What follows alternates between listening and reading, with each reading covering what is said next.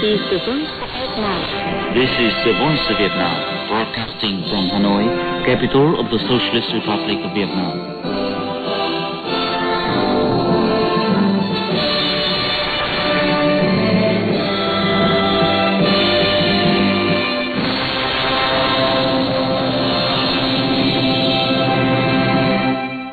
Welcome to the Voice of Vietnam. We are Nhật Quỳnh and Phương Khanh. In today's program, After the News. Current Affairs will discuss temporary aid suspension, which raises deep concern about the worsening humanitarian crisis in the Gaza Strip. Our society segment looks at the increasing demand for part-time and seasonal workers in Ho Chi Minh City during Tết or the Lunar New Year festival. And finally, Business in Focus segment looks at how Vietnamese businesses need to change to meet new EU regulations.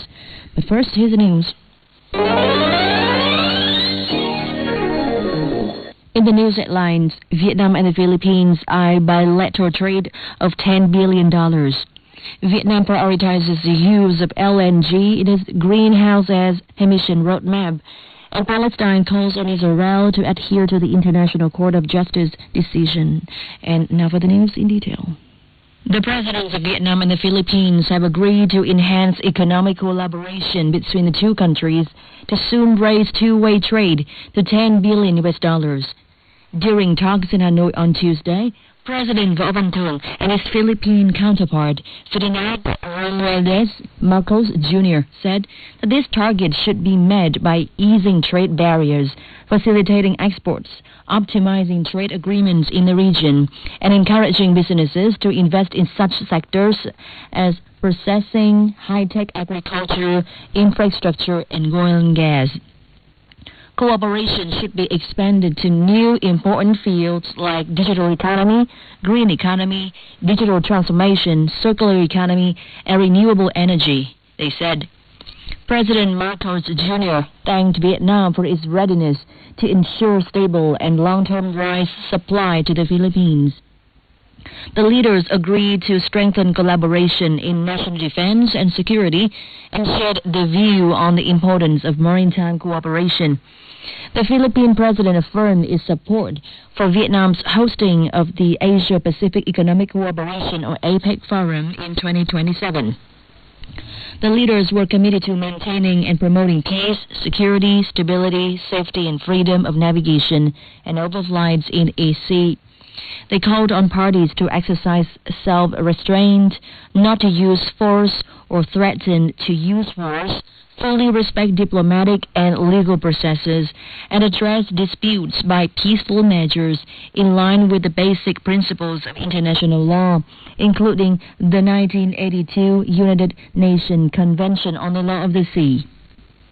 Meeting in Hanoi with Prime Minister Phạm Minh Chính, President Marcos Jr. said that the Philippines wants to elevate its strategic partnership with Vietnam to a new height. The leaders affirmed that they will continue to promote the role of the defense, security, and maritime cooperation mechanism, soon resume the Joint Committee on Sea and Ocean Cooperation at the Deputy Foreign Ministerial level, improve joint patrols and search and rescue at sea, and strengthen cooperation in the fight against drug crime, cybercrime, high-tech crime, and economic crime. The same day, National Assembly Chairman Vương Đình Huệ and President Marcos Jr. agreed to strengthen bilateral cooperation in new areas, including just energy transition, safe digital transformation, and green energy. The two leaders reiterated the importance of enhancing parliamentary cooperation and strengthening delegation exchanges and people-to-people exchanges. As of January the 20th, Vietnam had attracted $2.36 billion in foreign direct investment FDI, an increase of 40% over the same period in 2023, according to the Foreign Investment Agency and the Ministry of Planning and Investment. Foreign investors invested in 15 of 21 economic sectors. The real estate sector attracted $1.27 billion, nearly 54% of the total, followed by processing and manufacturing, which attracted $926 million. Companies from 39 countries and territories invested in Vietnam in January. Singapore led with $1.4 billion. In January, Vietnam's trade of goods totaled nearly $30 billion, up 5.4% from last year. Exports grew 4%. A workshop took place in Hanoi on Tuesday to discuss the role of liquefied natural gas, or LNG, in Vietnam's emission reduction roadmap. LNG is a natural gas that has been cooled to liquid form to ease in safety for non-pressurized storage or transport. According to experts, LNG is a clean fossil fuel with high economic value. The Vietnamese government and its energy management agencies are well aware of the importance of LNG in Vietnam's national economic development in the coming years, said Dr. Nguyễn Tú Anh, Director of the General Department of the Information Center of the Party Central Committee's Economic Commission. LNG khá là đắt, nếu chúng ta không có sự hỗ trợ thì nó sẽ dẫn đến là chi phí năng lượng nó cao lên, khả năng LNG is quite expensive. Without support, energy costs will be high and access to energy will be reduced, affecting economic development. Vietnam hopes to receive international support, not just in finance, but also in access to technology in transitioning to the use of LNG. Modern technology will have Vietnam become self-reliant to ensure its national energy security. LNG is widely used in electricity, steel, and other metal production, as well as in transportation. It sees daily use in hotels, restaurants, and tourist areas. As Vietnam has set a goal of achieving net zero emissions by 2050, producing, using, and consuming LNG is a priority for the country in the current period. Cat Tien National Park has completed a procedure needed to become the second park in Vietnam to be included on the International Union for Conservation of Nature, IUCN World Green List. The dossier of Cat Tien National Park has been independently reviewed by a group of experts for consideration and certification by the IUCN in 2024. The Green List is a global initiative for successful nature conservation. Cat Tien registered for the Green List in September 2018 and was approved in 2020.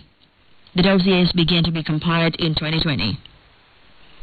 To achieve the criteria, the Sustainable Forest Management and Biodiversity Conservation Project has supported in staff training, website building, and threat assessment in the Ramsar Bao So area. Covering more than 82,000 hectares, Cat Tien National Park was established in 1978 in the provinces of Dong Nai, Lâm Đồng, and Bình Phước. It is a rich biodiversity site in Vietnam with more than 1,600 species of flora and around 1,730 species of fauna.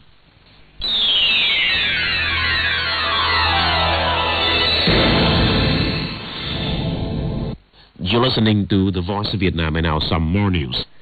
Palestinian Prime Minister Mohammed Tayeb has underlined the need for Israel to adhere to everything stated in the decision of the International Court of Justice. The Prime Minister described the court's decision as important legally, politically, and humanitarianly, as bringing in aid requires a ceasefire, stopping the aggression, and enabling people to return to their homes, according to Al Jazeera News Channel. He also welcomed the decision of the UN Secretary General to refer the court's decision to the Security Council and demand an end to the aggression against the Palestinian people. The Council of the European Union on Monday extended its restrictive economic measures against Russia for a further 6 months. Due to the ongoing Russia-Ukraine conflict, the sanctions would be extended until July 31st, said the EU Council in a press release. As long as the Russia-Ukraine conflict continues, the EU says it will maintain and enforce all the measures and will take additional measures if necessary.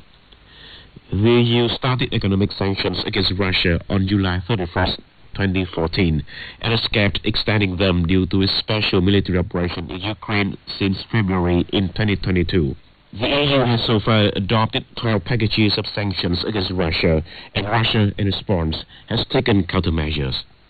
And other main points once again. Vietnam and the Philippines eye bilateral trade of $10 billion. Vietnam prioritizes the use of LNG in its greenhouse gas emission roadmap. And Palestine calls on Israel to adhere to the International Court of Justice decision. And that's the news.